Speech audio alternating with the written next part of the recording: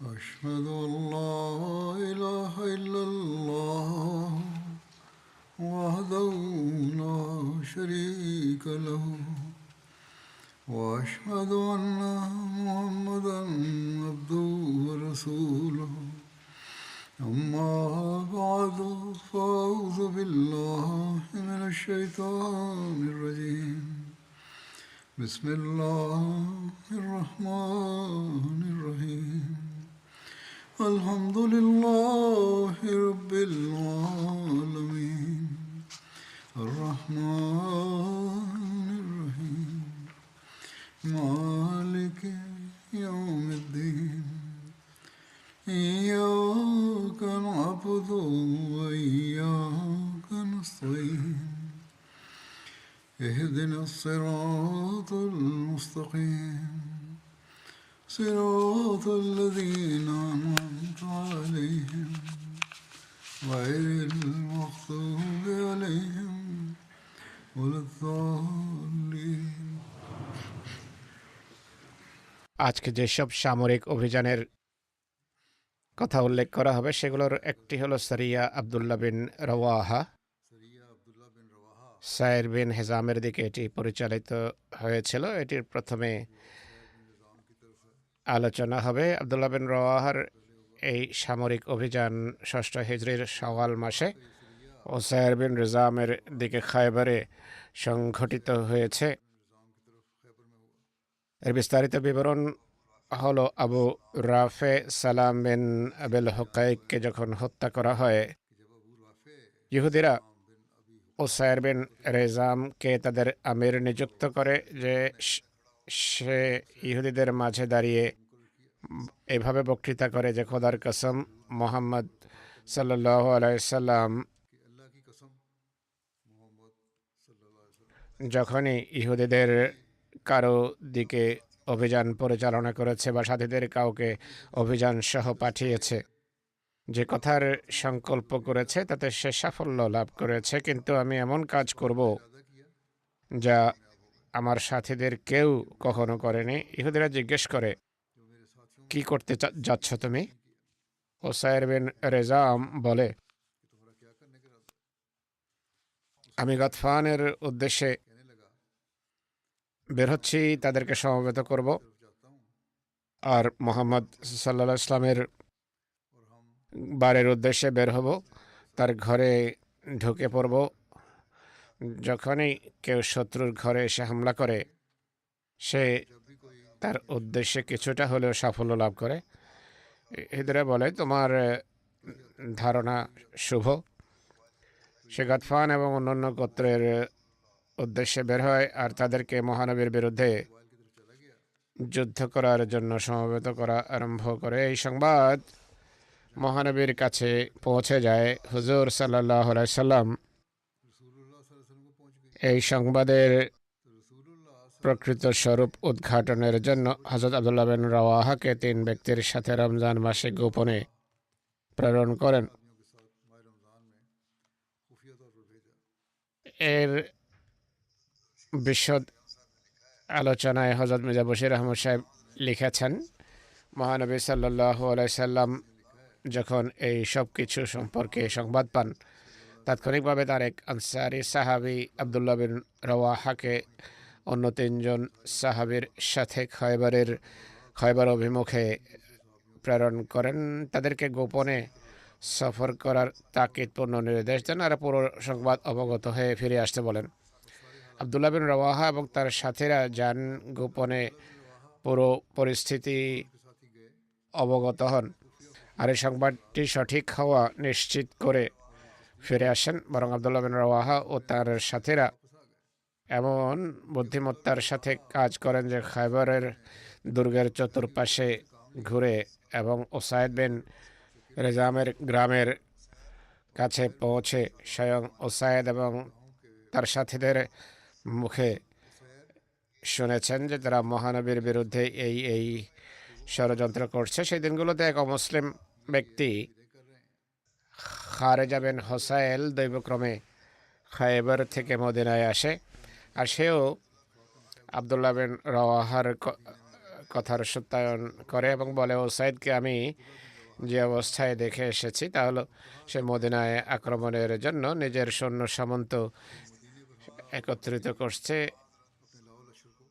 এই নিশ্চিত সংবাদ জানার পর মহানবী আবদুল্লাহ বিন রওয়াহার নেতৃত্বে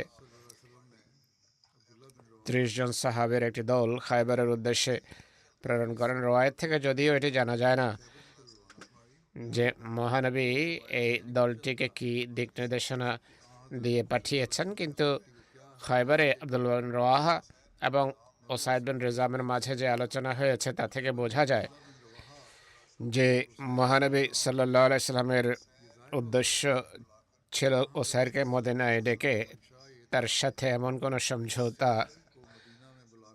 করা যার ফলে এই নৈরাজ্যের ধারা যেন বন্ধ হয় আর শান্তি প্রতিষ্ঠিত হয়। তার বাসনা এত নিষ্পাপ এবং আন্তরিক ছিল যে ভবিষ্যতে মুসলমানদের উপর আক্রমণ থেকে বিরত থাকার শর্তে তাকে হুজুর খায়বারের আমির হিসাবে মানতেও প্রস্তুত ছিলেন। আবদুল্লাহ বিন রওয়াহার দলটি যখন খায়বার পৌঁছে সর্বপ্রথম তারা ওসাইর বিন রিজামের কাছ থেকে আলোচনার সময় নিরাপত্তার নিশ্চয়তা আদায় করেন, যা থেকে বোঝা যায় যে তখন আশঙ্কা এতটা বেড়ে গিয়েছিল যে কোথাও আলোচনা চলাকালেই ওসাইর বিশ্বাসঘাতকতা না করে বসে ওসাইর অঙ্গীকার করে যে এমনটি হবে না, আমি চুক্তি করছি, সন্ধি করছি, অঙ্গীকার করছি। একই সাথে নিজের সম্মান রক্ষার্থে আবদুল্লাহ বিন রওয়াহার কাছ থেকেও অঙ্গীকার আদায় করে যে তিনিও কোনো ক্ষতি করবেন না। আবদুল্লাহ বিন রওয়াহার পক্ষ থেকে প্রথমে পদক্ষেপ নেওয়া থেকে বোঝা যায় যে প্রকৃত আশঙ্কা কার পক্ষ থেকে হচ্ছিল। এই অঙ্গীকারের পর আবদুল্লাহ বিন রওয়াহা ওসাইদের সাথে আলোচনা আরম্ভ করেন, যার উদ্দেশ্য ছিল মহানবী সাল্লাল্লাহু আলাইহি সাল্লাম তোমার সাথে একটা শান্তি চুক্তি করতে চান যেন এই পারস্পরিক যুদ্ধ বন্ধ হয়। এর জন্য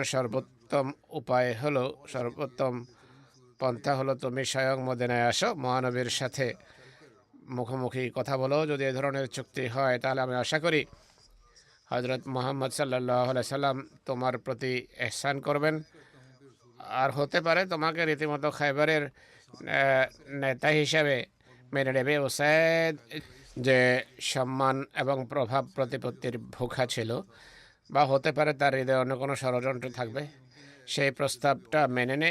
অন্তত পক্ষে এইটি বোঝানোর চেষ্টা করে যে এই প্রস্তাব আমার পছন্দনীয়। একই সাথে খায়বারের ইহুদি আলেমদের সমবেত করে তাদের সাথে পরামর্শ করে যে মুসলমানদের কাছ থেকে প্রস্তাব এসেছে, আমাদের কি করা উচিত। ইহুদি যারা ইসলামের বিরোধিতায় অন্ধ হয়ে উঠেছিল, তারা এই প্রস্তাবের বিরোধিতা করে মোটের উপর, আর ওসাইরকে তার এই ইচ্ছা থেকে বিরত রাখতে চায়। সে বলে যে আমাদের আশা নেই যে মোহাম্মদ সাল্লাল্লাহু আলাইহি সাল্লাম তোমাকে খায়বারের আমির হিসাবে মেনে নেবে। কিন্তু ওসাইর যে পরিস্থিতি ভালো জানতো, সে নিজের কথায় প্রতিষ্ঠিত থাকে এবং বলে যে তোমরা জানো না, মোহাম্মদ সাল্লাল্লাহু আলাইহি সাল্লাম যে যুদ্ধ হচ্ছে সে কারণে সে চায় যে কোনোভাবে এই যুদ্ধ বন্ধ হোক।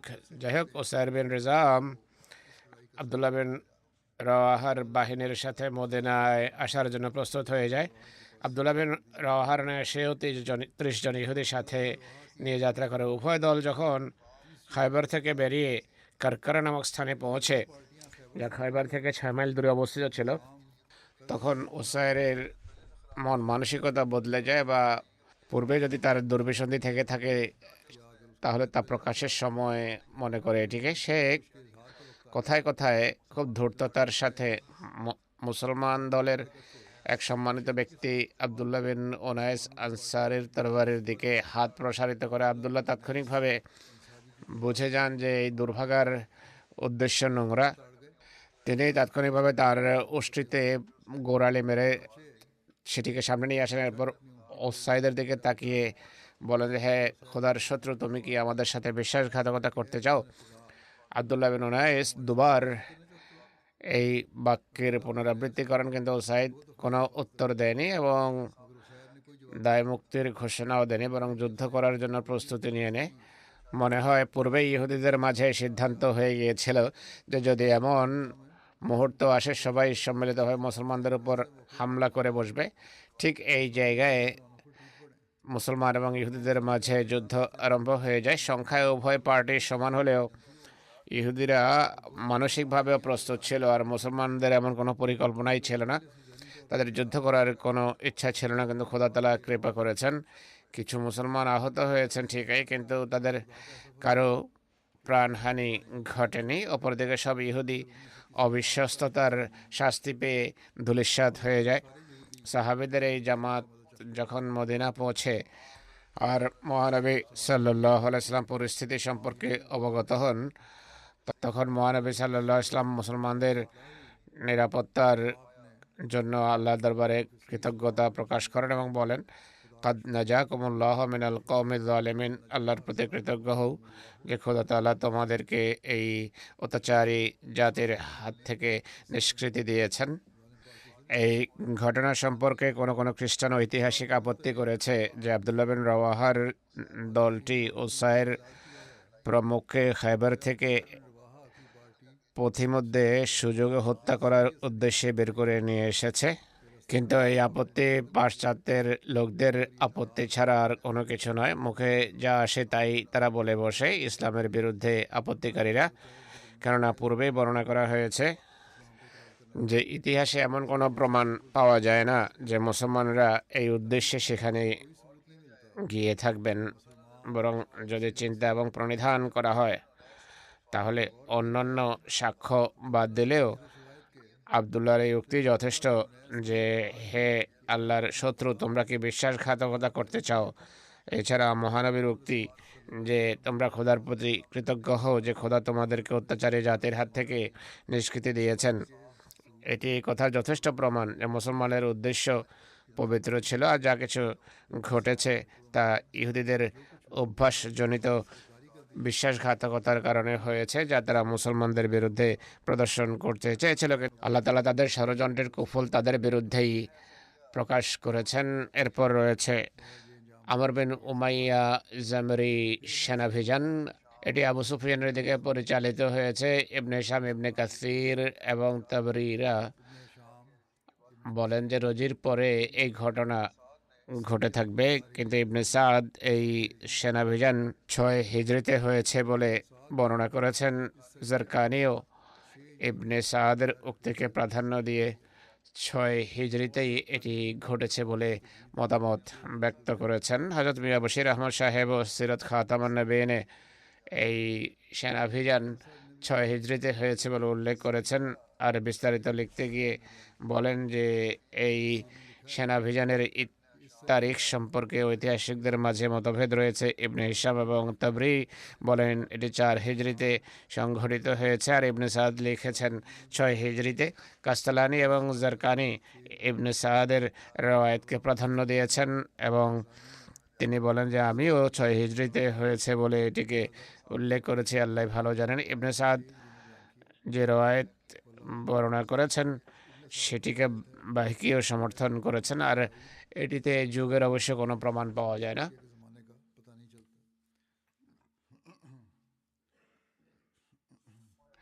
এই সেনাভিযানের বিস্তারিত বিবরণ হলো, আবু সুফিয়ান কুরাইশের কয়েক ব্যক্তিকে বলে, তোমাদের মাঝে কি এমন কেউ নেই যে মোহাম্মদ যখন বাজারে চলাফেরা করে তাকে আকস্মিকভাবে হত্যা করবে? আবু সুফিয়ানের কাছে এক মরুবাসী আসে এবং বলে যে তুমি আমাকে লোকদের মাঝে সবচেয়ে শক্তিশালী হৃদয়ের অধিকারী পাবে, আমার পাকড়াও সবার চেয়ে দৃঢ়, আমি সবচেয়ে দ্রুত ছুটতে পারি, যদি আমাকে সাহায্য করো তাহলে আমি মোহাম্মদের উদ্দেশ্যে বের হব আর আকস্মিকভাবে মোহাম্মদের উপর হামলা করব। আমার কাছে একটি খঞ্জর আছে যা চিলের পালকের মতো, তা দিয়ে আমি মোহাম্মদের উপর হামলা করব সাল্লাল্লাহু আলাইহি সাল্লাম। এরপর কোনো কাফেলায় আত্মগোপন করব, এরপর দৌড়ে আমি এগিয়ে যাব, কেননা আমি রাস্তা খুব ভালো চিনি। আবু সুফিয়ান বলে, তুমি আমাদের সাথী। আবু সুফিয়ান তাকে উট এবং পাথেয় দেয় আর বলে যে নিজের কর্মকাণ্ড গোপন রাখবে। সে রাতের বেলা বের হয়, তার বাহনে 5 দিন সফর করে 6ষ্ঠ দিন প্রভাতে হাররায় পৌঁছে। হাররা কালো পাথুরে ভূমিকে বলা হয়, মদিনা 2 হাররার মাঝে, অর্থাৎ পূর্বের হাররা এবং পশ্চিমের হাররার মাঝে অবস্থিত। সে মদিনা পৌঁছে যায় আর মানুষের কাছে মহানবী সম্পর্কে জানতে চায়। এরপর তাকে হুজুর সম্পর্কে অবহিত করা হয়।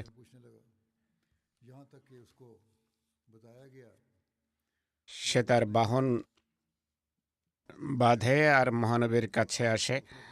হুজুর সাল্লাল্লাহু আলাইহি ওয়াসাল্লাম বনু আব্দুল আশালের মসজিদে ছিলেন তখন। হুজুর সাল্লাল্লাহু আলাইহি ওয়াসাল্লাম তাকে দেখতেই বলেন, নিশ্চয়ই এ ব্যক্তি ধোঁকা দিতে চায়। হুজুর তার আচরণ দেখে বুঝতে পারেন আল্লাহ তার এবং তার ইচ্ছার মাঝে বাদ সাধবেন। সে রসুল্লাহর উপর হামলা করার উদ্দেশ্যে বের হয়। উসাইদ বিন হুজায়ের তার চাদরের ভিতরের দিক ধরে টান দিলে তার হাত থেকে হঠাৎ করে খঞ্জর পড়ে যায়। সে চিৎকার করতে থাকে যে আমাকে ক্ষমা করা হোক, আমাকে ক্ষমা করা হোক, অর্থাৎ ধরা পড়ে। হযরত উসাইদ ঘাড় ধরেন তার এবং এরপর তাকে ছেড়ে দেন। মহানবী তাকে বলেন, সত্য করে বলো তো যে তুমি কে? সে বলে, আমাকে প্রাণ ভিক্ষা দিলে আমি বলছি। মহানবী বলেন, ঠিক আছে। সে নিজের কাজ এবং আবু সুফিয়ান তার জন্য যে পুরস্কার নির্ধারিত করেছে তা উল্লেখ করে। এরপর মহানবী তাকে ছেড়ে দেন। এরপর সে ইসলাম গ্রহণ করে এবং বলে, হে মোহাম্মদ সাল্লাল্লাহু আলাইহি ওয়াসাল্লাম, আমি মানুষকে ভয় পেতাম না, কিন্তু আপনাকে দেখতেই আমার কাণ্ডজ্ঞান লোপ পায়, আমার মন দুর্বল হয়ে যায়। এরপর আমি আমার সেই দৃঢ় সংকল্প চরিতার্থ করার সংকল্প করে, যে সম্পর্কে পূর্বে অনেকেই চেষ্টা করেছে কিন্তু কেউ সফল হয়নি। আমি বুঝতে পেরেছি যে আপনাকে ঊর্ধ্বলোক থেকে নিরাপত্তা দেওয়া হয়েছে, নিশ্চয়ই আপনি সত্যের উপর প্রতিষ্ঠিত, অর্থাৎ আল্লাহ আপনার সুরক্ষা করছেন। আবু সুফিয়ানের বাহিনী শয়তানের বাহিনী। তখন আবু সুফিয়ান মুচকি আসেন। সেই ব্যক্তি এরপর কয়েকদিন অবস্থান করে মহানবীর কাছ থেকে অনুমতি নিয়ে চলে যায়। এরপর সেই ব্যক্তির কথা ইতিহাসে আর কোথাও উল্লেখিত দেখা যায় না। মহানবী আমর বিন উমাইয়া এবং সালামা বিন আসলামকে আবু সুফিয়ান বিন হারবের উদ্দেশ্যে পাঠান এবং বলেন, তোমরা যদি তাকে উদাসীন অবস্থায় পাও তাকে হত্যা করো। সে যেহেতু এই ষড়যন্ত্র করছে তাই এটি তার চিকিৎসা, তাকে হত্যা করলে ঝগড়ার নিরসন হবে। ইবনে হিশাম বর্ণনা করেন, মহানবী আমর বিন উমাইয়ার সাথে সখর আনসারিকে পাঠিয়েছেন। তারা উভয়ে সেখান থেকে যাত্রা করে মক্কার কাছে পৌঁছেন। তাদের উভয়ই তাদের উট মক্কা থেকে 8 মাইল দূরে ইয়াজেজ এক উপত্যকায় লুকিয়ে রাখেন। রাতের বেলা মক্কায় প্রবেশ করেন। হযরত জব্বার বিন সালামা আমারকে বলেন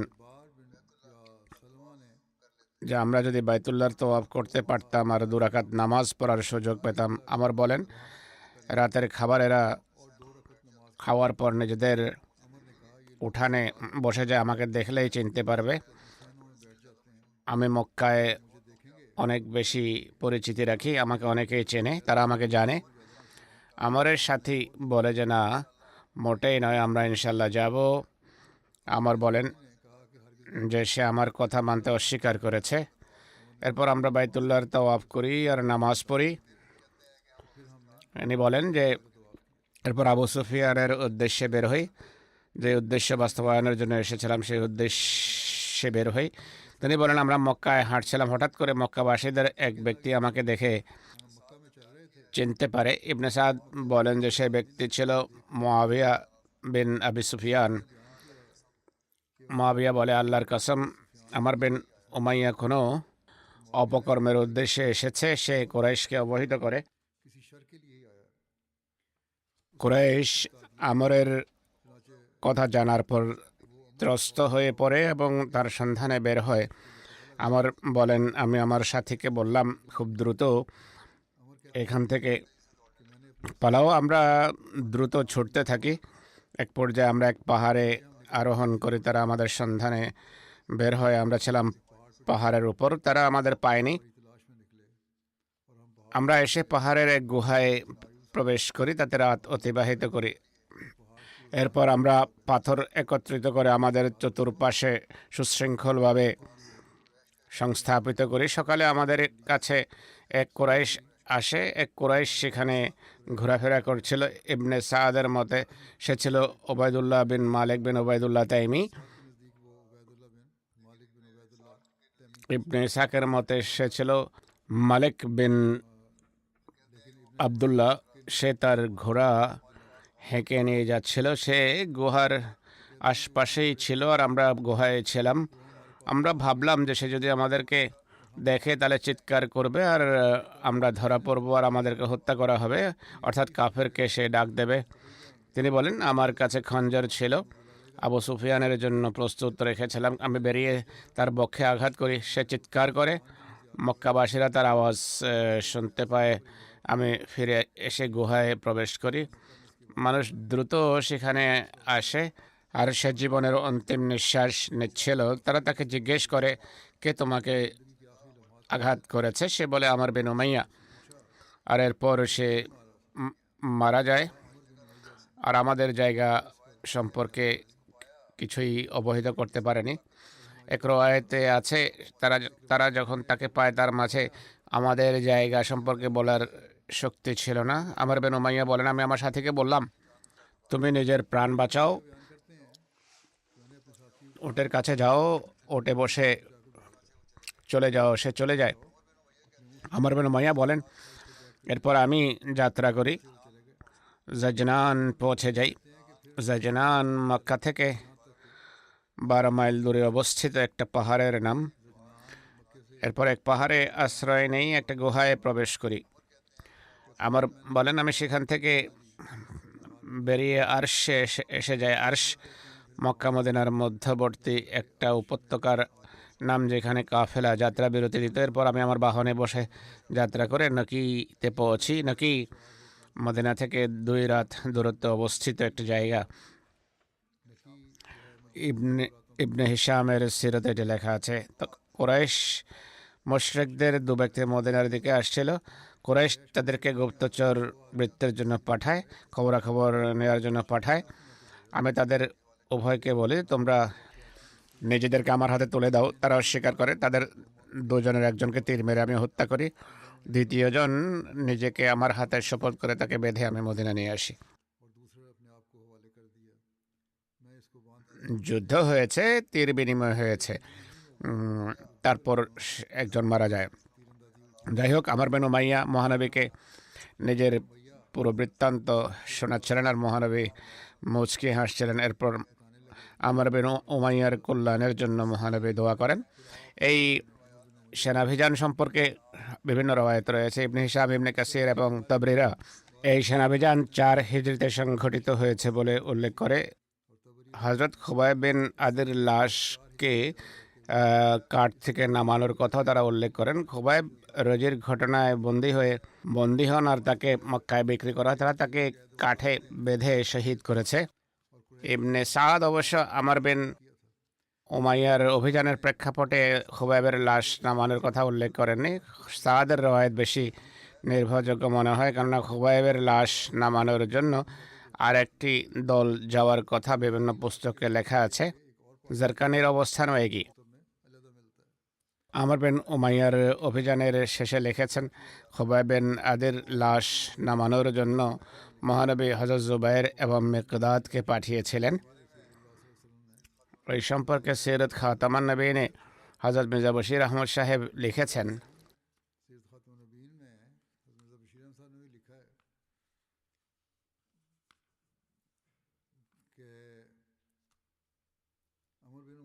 আমার বিন উমাইয়ার সেনা অভিযানের সাথে খুবাইব বিন আদির লাশকে কাঠ থেকে বা শুলি থেকে নামানোর কোনো উল্লেখ নেই। এটি তিনি লিখেছেন, আহজাবের যুদ্ধের ব্যর্থতার স্মৃতি মক্কার কুরাইশের দেহে আগুন লাগিয়ে রেখেছিল। তাদের হৃদয়ের এই অগ্নি বেশিরভাগ আবু সুফিয়ানের হৃদয়ে জ্বলছিল, যে মক্কার নেতা ছিল। আহজাবের অভিযানে বিশেষভাবে সে লাঞ্ছনার মার খেয়েছে। কিছুকাল আবু সুফিয়ান এই আগুনে অভ্যন্তরীণভাবে জ্বলতে থাকে। অবশেষে বিষয় তার নিয়ন্ত্রণের বাইরে চলে যায়, আর এই আগুনের গুপ্ত স্ফুলিঙ্গ বাইরে আসে। কাফেরদের প্রকৃত শত্রুতা ছিল মহানবীর প্রতি। তাই আবু সুফিয়ান চিন্তা করে যে বাহ্যিক প্রচেষ্টার কোনো ফলাফল সামনে আসেনি, তাই গুপ্ত কোনো ষড়যন্ত্র করে এঁটে মোহাম্মদকে নিশ্চিহ্ন করা উচিত।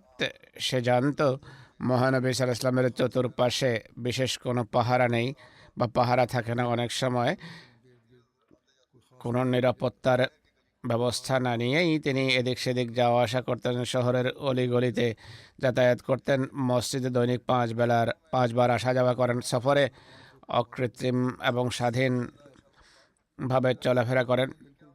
কোনো ভাড়াটে খুনের জন্য চেয়ে ভালো সুযোগ আর কি হবে। এই ধারণার মাথায় দানা বাঁধতেই আবু সুফিয়ান মহানবীকে হত্যার পরিকল্পনা করতে থাকে। পুরো সংকল্প নিয়ে সে যখন দৃঢ় সংকল্পবদ্ধ হয়ে একদিন সুযোগ পেয়ে তার পছন্দের কয়েকজন কুরাইশ যুবককে একদিন বলে, তোমাদের মাঝে কি এমন কোনো যুবক নেই যে মদিনায় গিয়ে গোপনে মোহাম্মদকে হত্যা করবে? তোমরা জানো মোহাম্মদ প্রকাশ্যে মদিনার অলিগলিতে ঘোরাফেরা করে। এই যুবকরা তার কথা শুনে এবং পছন্দ করে। এরপর বেশি দিন অতিবাহিত হয়নি, এক বেদুইন আবু সুফিয়ানের কাছে আসে এবং বলে যে আপনার প্রস্তাব আমি শুনেছি, আর আমি এই কাজের জন্য প্রস্তুত আছি। পূর্বেই আমি ঘটনা শুনিয়েছি। হযরত মির্জা বশির আহমদ সাহেবও ঘটনা বর্ণনা করেছেন। সে বলে যে আমি দৃঢ় হৃদয়ের অধিকারী, শক্তিশালী দেহের অধিকারী এমন যুবক যে তাৎক্ষণিকভাবে হামলা করতে পারে। এই কাজের জন্য নিযুক্ত করে যদি আপনি আমাকে সাহায্য করেন, তাহলে আমি মুহাম্মদ সাল্লাল্লাহু আলাইহি ওয়াসাল্লামকে হত্যার উদ্দেশ্যে যেতে প্রস্তুত। আমার কাছে এমন এক খঞ্জর আছে যা শিকারী চিলের পালকের ন্যায়। সুতরাং আমি মোহাম্মদ সাল্লাল্লাহু আলাইহি ওয়াসাল্লামের উপর হামলা করব, এরপর ছুটে গিয়ে কোনো কাফেলায় আত্মগোপন করব। মুসলমানরা আমাকে ধরতে পারবে না। পূর্বের ঘটনাই এখানে বর্ণনা করা হয়েছে। তিনি আবার লিখেছেন, সে বলে মদিনার পথের আমি ভালো জ্ঞান রাখি। আবু সুফিয়ান বলে, ঠিক আছে, তুমি আমার কাজের লোক। এরপর আবু সুফিয়ান তাকে একটি দ্রুতগামী উট এবং পাথেয় দিয়ে প্রস্তুত করে এবং বলে যে এই গোপন কথা কারো সামনে প্রকাশ করবে না। মক্কা থেকে বেরিয়ে এই ব্যক্তি দিনে আত্মগোপনে থাকতো আর রাতে সফর করে মদিনার উদ্দেশ্যে যাত্রা করে 6ষ্ঠ দিন মদিনায় পৌঁছে মহানবী সাল্লাল্লাহু আলাইহি ওয়াসাল্লামের খবরাখবর নিয়ে সোজা বনি আব্দুল আশালের মসজিদে পৌঁছে। মহানবী তখন মসজিদে ছিলেন। সেদিনগুলোতে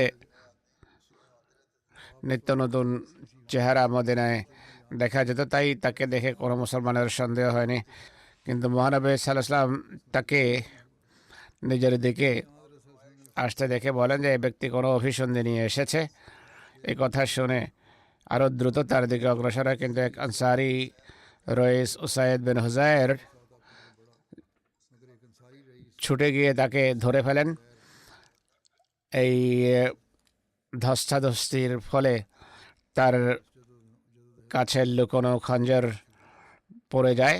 এতে সে ভয় পেয়ে যায় যে আমাকে নিরাপত্তা দেয়া হোক। এখানে এটি আরও বিস্তারিত তিনি লিখেছেন। শুধু চাদরই টানেননি, বরং তাকে ধরার চেষ্টা করেন, যে কারণে তার খঞ্জর তার হাত থেকে পড়ে যায়।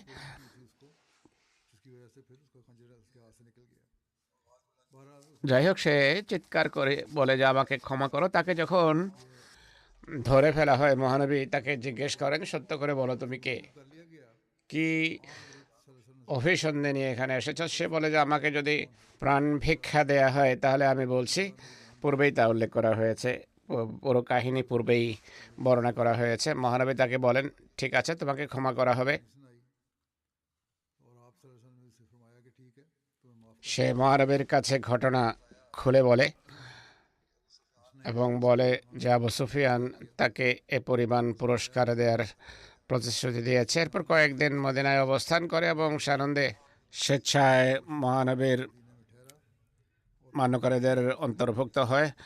আবু সুফিয়ানের এই রক্তপিপাসু ষড়যন্ত্র পূর্বের চেয়েও বেশি এ বিষয়কে আবশ্যক করে তোলে যে মক্কাবাসীদের ষড়যন্ত্র এবং দুর্বিসন্ধির জ্ঞান থাকা উচিত। তিনি এই উদ্দেশ্যে দুই সাহাবী আমর বিন উমাইয়া জামরি এবং সালামা বিন আসলামকে মক্কার উদ্দেশ্যে প্রেরণ করেন।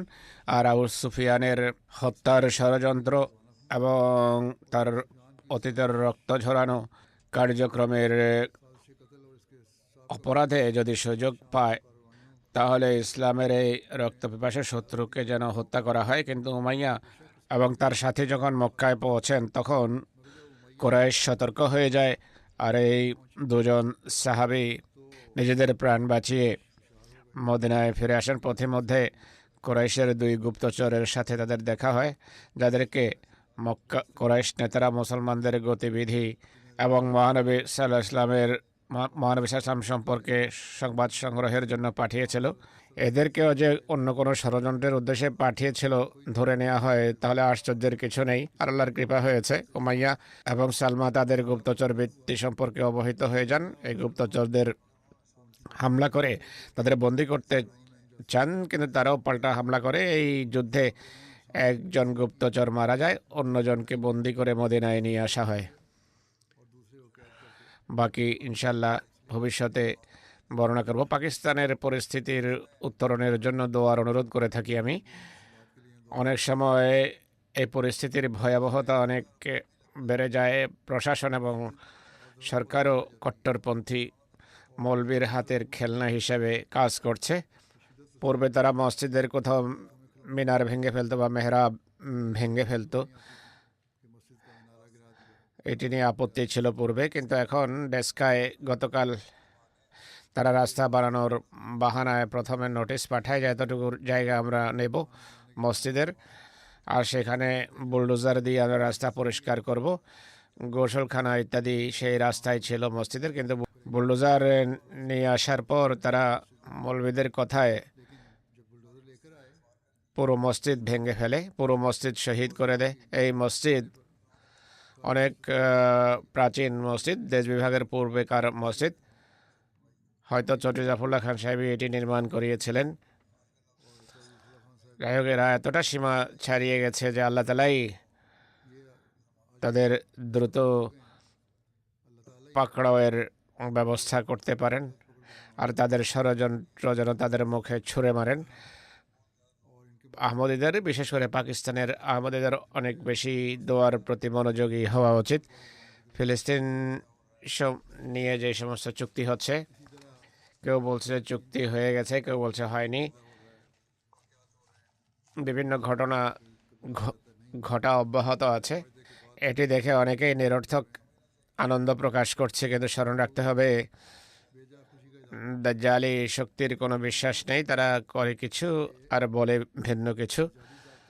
তাই এত বেশি আত্মপ্রসাদ নেওয়ার প্রয়োজন নেই, এর জন্য দোয়ার প্রয়োজন। মুসলমানদের বিবেক খাটিয়ে নিজেদের অধিকার আদায়ের চেষ্টা করা উচিত। আল্লাহ মুসলিম জাতিকে বিবেক বুদ্ধি দিন। এখন আমি কয়েকজন প্রয়াত ব্যক্তির স্মৃতিচারণ করব, এরপর জানাজা পড়াবো। প্রথম স্মৃতিচারণ হবে শেখ মোবারক সাহেবের। তিনি সদর আঞ্জুমানে আহমদিয়ার নাজর দিওয়ান ছিলেন। 11ই ডিসেম্বর 77 বছর বয়সে তিনি ইহধাম ত্যাগ করেন। ইন্না লিল্লাহি ওয়া ইন্না ইলাইহি রাজিউন। তিনি ওসিয়ত করেছিলেন। জন্মগত আহমদি ছিলেন। তার দাদা শেখ মোহাম্মদ্দিন সাহেব 1938 সনে বয়াত করেছেন। বাটালস্থ নাঙ্গল গুরুদাসপুর জেলার অধিবাসী তিনি। শেখ মোবারক সাহেব বিএড পাশ করার পর 66 থেকে 81 পর্যন্ত, অর্থাৎ প্রায় 15 বছর তালিম ইসলাম হাই স্কুলে পড়িয়েছেন। পরবর্তীতে স্কুল জাতীয়করণ করে নেওয়া হয়, ন্যাশনালাইজড করা হয়। এরপর অন্য কিছু স্কুলে তিনি সরকারি চাকরি করেন। 40 বছর জামাতের কাজ করেছেন, তিনি খেদমত করেছেন। খলিফাতুল মসিহ সালেসের কাছে 1982 সনে ওয়াকফের আবেদন করেন। হুজুর তার ওয়াকফ গ্রহণ করেন। 1982 সনে খলিফাতুল মসিহ রাবে রাহিমাহুল্লাহ সাতসালা জুবলিতে তাকে নায়েব ওকিল নিযুক্ত করেন। এরপর নায়েব ওকিলুল মাল হিসাবেও তিনি দায়িত্ব পালনের সুযোগ পেয়েছেন। এডিশনাল নাজের বাইতুল মাল হিসেবে কাজ করার সৌভাগ্য হয়েছে। নাজের বাইতুল মাল হিসাবেও তিনি কাজ করেছেন। এরপর নাজের দেওয়ান, নাজের রিশতানাতা হিসেবে দীর্ঘদিন জামাতের সেবা করার তার সৌভাগ্য হয়েছে। অঙ্গ সংগঠনেও তিনি কাজ করেছেন। আনসারুল্লাহর কায়েদ, খুদামুল আহমদিয়ার মোহতামিম ছিলেন বিভিন্ন পদে। তার ভাগ্নে এবং দামাদ ইহসান মাহমুদ সাহেব, যিনি মুরব্বী সিলসিলা, তিনি বলেন খেলাফতের সাথে নিষ্ঠা এবং বিশ্বস্ততার সম্পর্ক রাখার বিষয়ে সবসময় নসিহত করতেন। বলতেন যে আর্থিক বিষয়ে হস্তক্ষেপ করবে না। মুরব্বীদেরকে তিনি নসিহত করতেন। তিনি বলেন বিশেষ যত্ন সহকারে নামাজ পড়তেন। জীবনের শেষ নিঃশ্বাস পর্যন্ত মসজিদে গিয়ে নামাজ পড়ার তিনি চেষ্টা করতেন। জামাতি এবং ব্যক্তিগত অধিবেশনে খেলাফতের সাথে সুসম্পর্ক বজায় রাখার তাকিদপূর্ণ নসিহত করতেন। সবসময় দোয়া করতেন যে আমার সন্তান সন্ততিকে হে আল্লাহ খেলাফতের সাথে সম্পৃক্ত রাখো। তিনি আরো বলতেন যে আমি সব কথা খলিফাতুল মসিহকে লিখে দেই, গোপন রাখি না। ভুল হলেও লিখে দেই যেন আমার সংশোধন হয় আর আমি উপকৃত হতে পারি।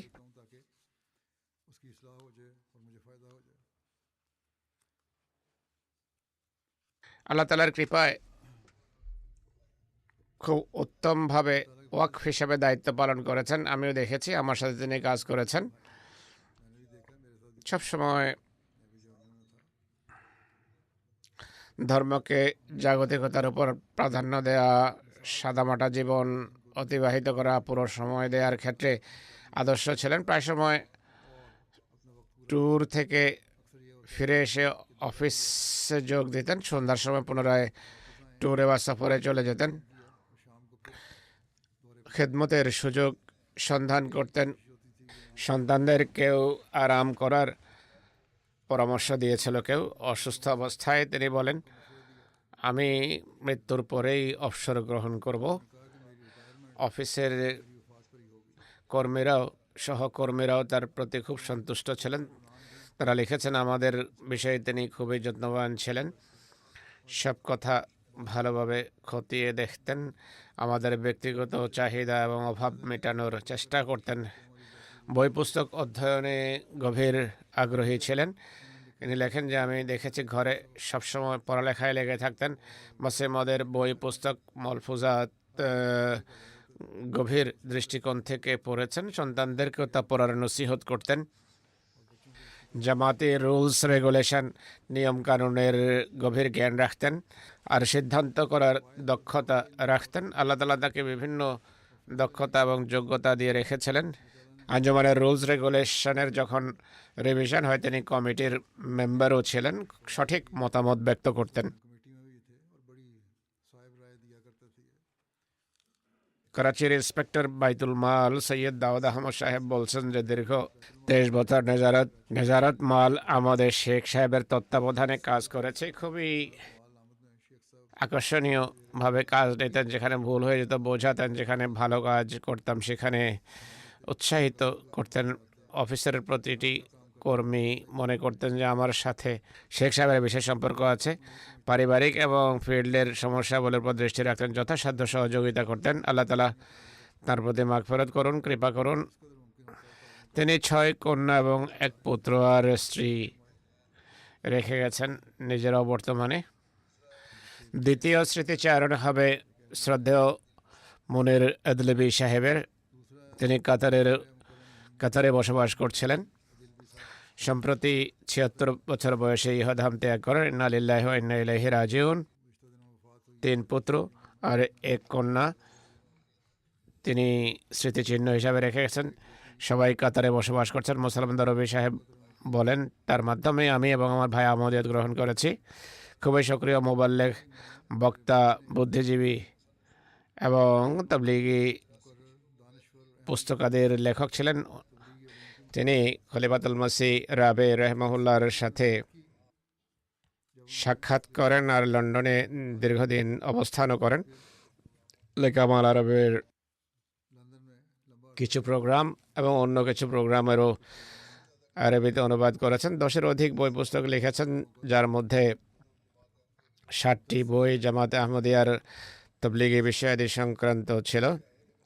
অনেক দেরিতে এসেছেন, কিন্তু অনেক কাজ করেছেন। সিরিয়া জামাতের সেক্রেটারি তবলিগ, সেক্রেটারি তালিম এবং তরবিয়ত হিসাবেও দায়িত্ব পালন করেছেন। অনেকেই তার মাধ্যমে বয়াত করেছেন। হুশ আরবের কিছু গ্রামে আহমদিয়ত এসেছে তার তবলিগে। এর ভিত্তিতে জামাতের বিরোধীরা তার কারে আগুন লাগিয়ে দিয়েছে। তার বিভিন্ন মুনাজেরা তবলিগ অধিবেশনের কারণে সরকারের কাছে অভিযোগ করা হয়। আর এই কারণে হুশ আরব গ্রামের কয়েকজনের সাথে 1989 সনে সাবেক সরকারের জেলে বেশ কয়েক মাস তিনি সময় কাটান। সিরিয়ার পরিস্থিতির অবনতি হলে সন্তান সন্ততি নিয়ে কাতার চলে যান। সিরিয়ার সদর প্রেসিডেন্ট সাহেব লিখছেন যে তিনি বেশ কিছু বই লিখেছেন। এতে আমাদের লাইব্রেরি সমৃদ্ধ হয়েছে। আহমদি শিক্ষা খুব সহজ সরলভাবে স্পষ্টভাবে তুলে ধরেছেন, তার কারণে অনেকেই আহমদিয়ত গ্রহণ করেছে। বাসেল এদেলবি সাহেব বলছেন যে তিনি সারাটা জীবন আহমদিয়তের সেবায় কাটিয়েছেন। খেলাফতের গভীর ভালোবাসা রাখতেন। খলিফাতুল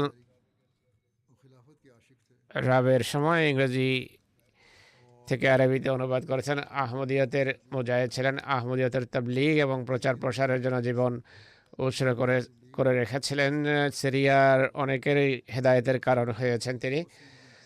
তাবলীগের উদ্দেশ্যে বিভিন্ন দেশ সফর করেছেন। 2013 সনে সিরিয়া সংকটের কারণে কাতার স্থানান্তরিত হন। ফেসবুকে আহমদিয়া সম্পর্কে লিখতে থাকেন। যাদের আগ্রহ থাকতো তাদের সাথে যোগাযোগ রাখতেন। তিনি একজন বাগ্মী বক্তা ছিলেন। কোরআন এবং সুন্নত হতে মুসলিম ইসলামের সত্যতার যুক্তি প্রমাণ উপস্থাপন করেছেন। খেলাফতের মাহাত্ম্য, খেলাফতের সুরক্ষায় ইংরেজি থেকে আরবিতে বই পুস্তক লিখেছেন তিনি। তার সত্তা, তার কলম এবং জীবনকে আহমদিয়তের তবলিগ এবং আহমদিয়তের সুরক্ষার জন্য উৎসর্গ করে রেখেছিলেন। নিজের অবস্থান আর মুসলিমদের সত্যতায় দৃঢ় বিশ্বাসের কারণে তার পরিবার এবং দামেস্কের সমাজের পক্ষ থেকে অনেক কষ্ট তাকে সহ্য করতে হয়েছে। নিজার আদিব সাহেব বলছেন, মনির আদলেবি সাহেবের মাধ্যমে আহমদিয়তের সাথে পরিচিত হয়ে খালেদ এজাম সাহেব দাজ্জাল সংক্রান্ত তার পুস্তক কোনো জায়গা থেকে হস্তগত করেন। তিনি বলেন, এটি খুব ভালো লেগেছে আমার, আর আমার পুরো দৃষ্টিভঙ্গি বদলে দেয় এটি। এরপর তার বই কতলে মুরতাদ এবং জিন সংক্রান্ত বই আমি তার পড়েছি এবং ফোনে যোগাযোগ করেছি। এরপর আমি এবং খালেদ এজাম সাহেব আহমদিয়ত গ্রহণ করি। তিনি জেনে খুবই আনন্দিত হন। ডক্টর ইমরান রহমান সাহেব কাতার জামাতের প্রেসিডেন্ট সাহেব বলছেন, মনির আদলেবি সাহেব খুবই বিনয়ী মানুষ ছিলেন। ব্যবস্থাপনার সাথে সবসময় সুদৃঢ় সম্পর্ক রাখতেন। খেলাফতের প্রতি ভালোবাসা এবং আনুগত্যের সম্পর্ক ছিল খুবই গভীর। তার এমটি এর মাধ্যমে খুতবা শুনতেন আর অন্যান্য অনুষ্ঠানও দেখতেন আমার, আর বারবার এগুলোর কথা বলতেন। আর্থিক কোরবানির ক্ষেত্রে ছিলেন অগ্রগামী। চেষ্টা করতেন যেন সর্বপ্রথম চাঁদা দিয়ে দিতে পারেন। মৃত্যুর কিছুদিন পূর্বেও আমাকে এবং মুরব্বী সাহেবকে আর সেক্রেটারি মালকে ঘরে ডাকেন এবং বলেন যে ওয়াকফে জদিদের চাঁদা দিতে চাই, এসে অনুগ্রহপূর্বক চাঁদা নিন। অন্যায় অভিযোগের কারণে এখানেও সরকারের গোয়েন্দা বিভাগ তাকে তলব করেছে, কিন্তু পরে ছেড়ে দেয়।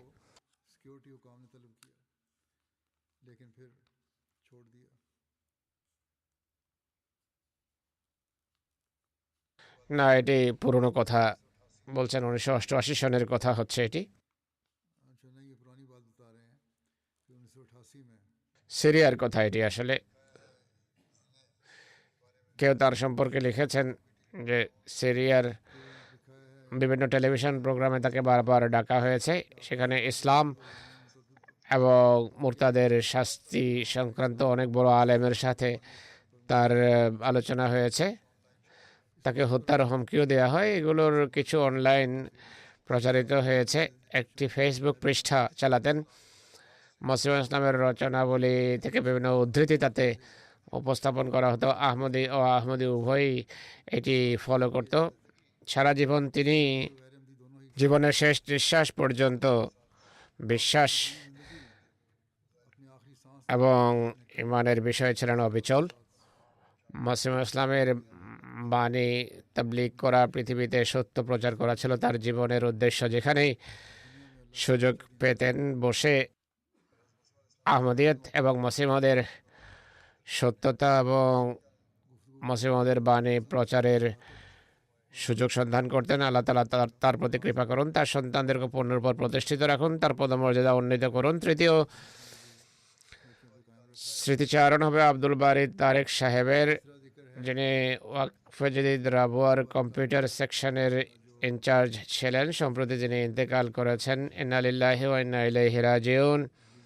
ওয়াকফে জদীদের সদর সাহেব লিখেছেন, তাদের বংশে আহমদিয়ত তার বড় দাদা জনাব চৌধুরী মোহাম্মদ ইয়ার সাহেবের মাধ্যমে আসে, যিনি সিয়ালকোটের ঘাটিয়ালার অধিবাসী ছিলেন। 1903 সনে পত্রযোগে বয়াত করেন। তার দাদা চৌধুরী গোলাম কাদের সাহেব জন্মগত আহমদি ছিলেন। কম্পিউটার সায়েন্সে তিনি এমএসসি করেছেন, এরপর করাচিতে চাকরি করেন। এরপর ক্যান্সার রোগে আক্রান্ত হন, फिर इनको আরোগ্য লাভ হয়, পুনরায় ক্যান্সার ফিরে আসে, उससे सेहतियाब পুনরায় ক্যান্সারের হামলা হয়। খলিফা রাবের কাছে তিনি লেখেন, হুজুর তাকে হোমিও ঔষধ পাঠান। राबे की खिदमत में लिखा, उन्होंने इनको হোমিও চিকিৎসা भेजी और होम्यो इलाज तो बाकी হুজুর তাকে হোমিও চিকিৎসার পরামর্শ দেন, একই সাথে জীবন উৎসর্গ করারও আবেদন করেন। হযরত খলিফাতুল মসিহ রাবে রাহিমাহুল্লাহ সেই আবেদন গ্রহণ করেন এবং তাকে তাহরিকে জিদে পাঠিয়ে দেন। ওয়াকফে জিদে এরপর তার নিযুক্তি হয়। সব অফিসকে কম্পিউটারাইজড করা ছাড়াও অন্যান্য জামাতের অন্যান্য প্রতিষ্ঠানেও তিনি অনেক কাজ করেছেন। বরং পাকিস্তানের বাইরেও আহমদি হসপিটাল কানো, নাইজেরিয়া ব্যারেডের আহমদি হাসপাতালকে কম্পিউটারাইজড করার সুযোগ পেয়েছেন। কানোর ডাক্তার সাহেব লিখেছেন, আমরা আমাদের হাসপাতালকে কম্পিউটারাইজড করতে চাইতাম, লক্ষ লক্ষ টাকা খরচ হওয়ার कंप्यूटराइज करना चाहते थे, जहाँ আশঙ্কা ছিল। সবচেয়ে কম এস্টিমেট যা আমরা পাই তাও 1000 ছিল, কিন্তু তিনি এখানে আসেন আর খুব সামান্য খরচে আমাদের সব কাজ করে দেন। তিনি তার বর্তমানে মা, স্ত্রী, এক পুত্র এবং 5 ভাই বোন রেখে গেছেন।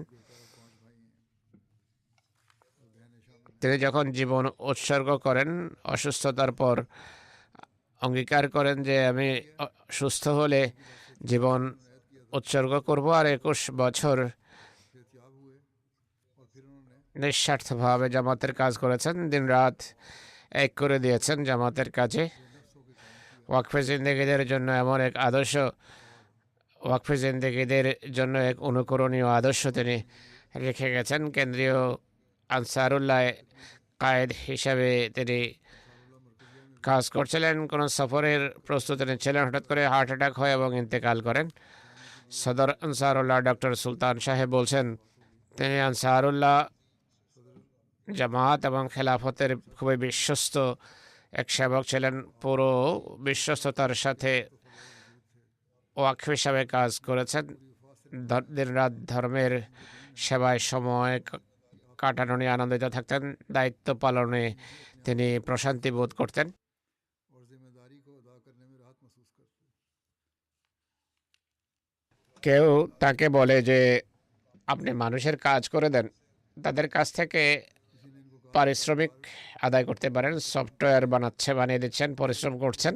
তিনি বলেন, আমি ওয়াকফে জিন্দেগি, আল্লাহ তাআলার কাছে আমি প্রতিদান পাবো। कहने लगे मैं वक्फ ज़िंदगी हूँ और मुझे ওয়াকফের দায়িত্বাবলী খুব সুন্দরভাবে সুচারুরূপে পালন করেছেন। যেভাবে বললাম, ওয়াকফের কল্যাণে এবং বরকতে তার দৃঢ় বিশ্বাস ছিল। শেষ নিঃশ্বাস পর্যন্ত তিনি খেদমত করার অঙ্গীকার করেছেন। যে অঙ্গীকার তিনি রক্ষা করেছেন, আল্লাহ তাআলা তার প্রতি কৃপা করুন এবং তার রুহের মাগফিরাত করুন।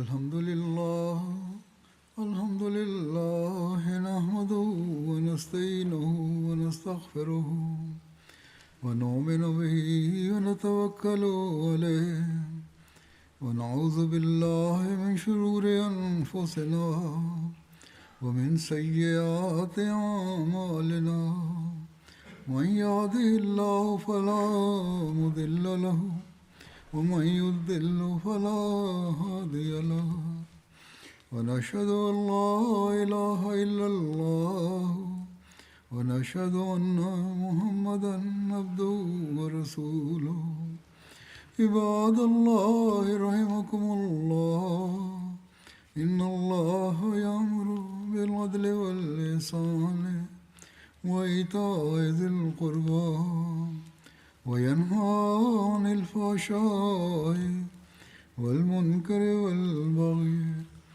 يعظكم لعلكم تذكرون اذكروا الله يذكركم وادعوه يستجب لكم ولذكر الله أكبر.